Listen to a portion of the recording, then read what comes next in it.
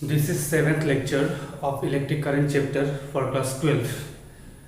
Uh, Equivalent resistance, current through parallel circuit, voltage in individual resistance. इसका हम लोग level 1 and 2 का काफ़ी न्यूमेरिकल कर लिया. सो लेवल एंड 1 एंड 2 में आपका मेनली बोर्ड के लिए इंपॉर्टेंट है. एक दो इंटरेस्ट पे पूछ देते हैं, सिंपल क्वेश्चन भी आता है कभी कभी. Level 3 and 2 and 3 sorry 3 and 4 इसमें से बोर्ड में कभी टफ क्वेश्चन आएगा तो एक दो क्वेश्चन आ सकता है, बाकी आपका एंट्रेंस के लिए इंपॉर्टेंट है.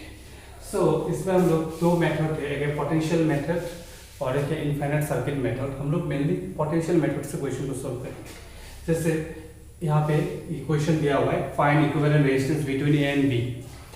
सो ए एंड बी का बीच में इक्विवेलेंट रेजिस्टेंस कितना होगा निकालना है. तो यहाँ पे ना पैरेलल कौन है, सीरीज कौन है, निकालना बहुत डिफिकल्ट है. ऐसा क्वेश्चन सॉल्व मेरा टाइम में हमको ऐसा क्वेश्चन देखने से दिमाग घूमता था, लेकिन टेक्निक से सॉल्व करने से बहुत ईजी है.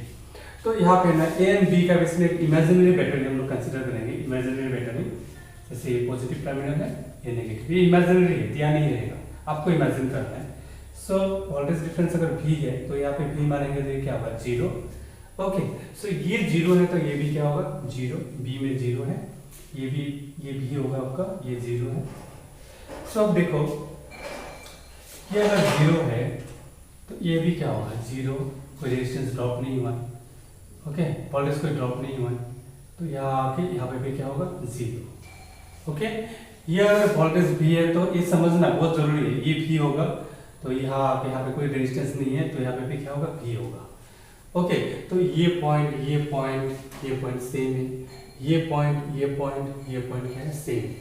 तो हम लोग A और B मान लिया. B क्या है 0 है, A में वोल्टेज कितने V है.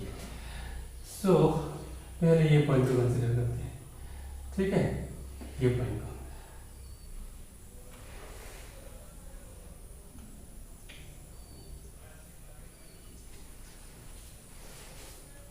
ओके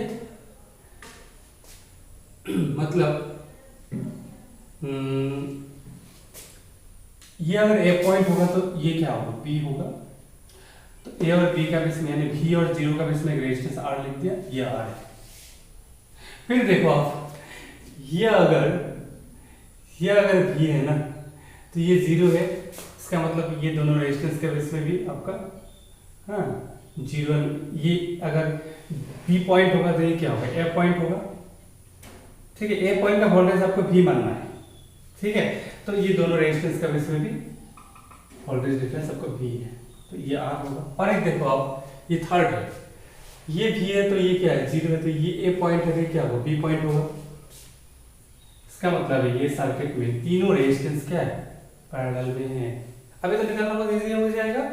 और अभी इक्विवेलेंट रेजिस्टेंस क्या होगा 1/R ही is equal to 1/R plus 1/R plus 1/R. अभी निकालना बहुत सिंपल हो गया. Very important. नेक्स्ट क्वेश्चन देखो, देखने में तो कॉम्प्लिकेटेड लग रहा है लेकिन बहुत सिंपल है. अभी A और B का बीच में इक्विवेलेंट रेजिस्टेंस निकालना है. ठीक है, तो हम लोग इमेजिनरी बैटरी में यहाँ पे अगर हम लोग V वोल्टेज मानेंगे ना तो ये भी क्या होगा V वोल्टेज, क्योंकि यहाँ से कोई ड्रॉप नहीं हुआ है. और B पॉइंट में अगर 0 मानेंगे तो ये भी क्या होगा 0. ओके, तो देखिए अभी ये आपका A पॉइंट है, ये B पॉइंट है. यहाँ पे 0 वोल्टेज है, यहाँ पे V वोल्टेज है. सो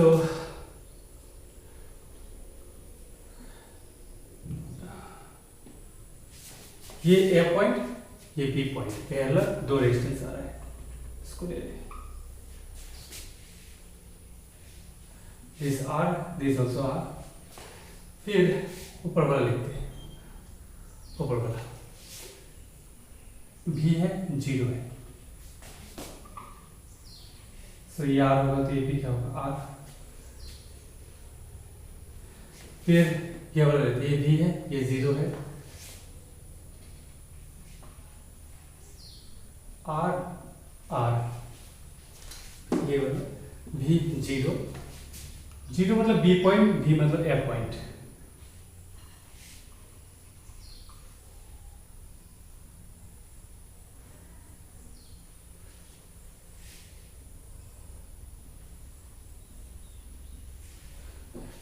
अभी देखो सिंपल हो गया, ये दोनों सीरीज से 2r हो जाएगा, ये 2r, ये 2r, ये 2r, फिर 2r 2r 2r 2r 4 बार क्या हो जाएगा, पैरेलल हो जाएगा। अभी निकालना बहुत आसान है, तभी निकाल के भेजो कितना होगा। 2-3 काफी इंटरेस्टिंग क्वेश्चन लेके आ रहे हैं, इसमें से एक पैटर्न का आपका एंट्रेंस में मिल जाएगा। बोर्ड में भी कभी कभी मिलता है, लेकिन एंट्रेंस में यहाँ से क्वेश्चन मिलेगा ही पक्का। सो देखो यहाँ पे आर आर आर आर, यहाँ पे ए और बी का इसमें आपको इक्विवेलेंट रेशियोज निकालना है। सो यहाँ पे अगर मैं ए में भी मानूंगा तो बी में क्या मानोगे, 0, ये 0 होगा तो ये भी 0 होगा, ये भी 0 होगा, ये भी 0 होगा। ओके,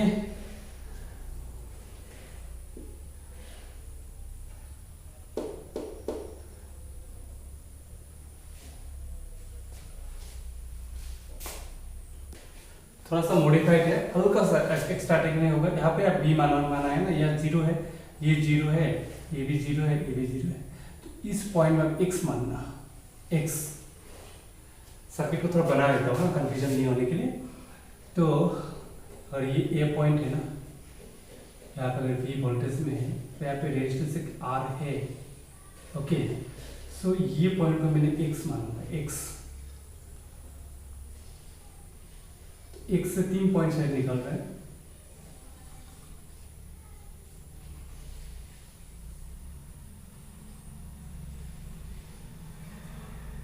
यहाँ से बी पॉइंट, यहाँ पे 0 पॉइंट, तो ये आर आर आर।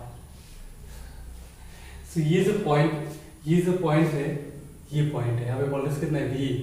so एक रेजिस्टेंस फेस करने के बाद वोल्टेज कितना हुआ, x थोड़ा सा ड्रॉप हुआ है ना, तो यहाँ पे थोड़ा कम होगा। उसके बाद x और 0 का बीच में कितना वोल्टेज, कितना रेजिस्टेंस है, 3 रेजिस्टेंस है, तीनों किसमें है, पैरेलल में है।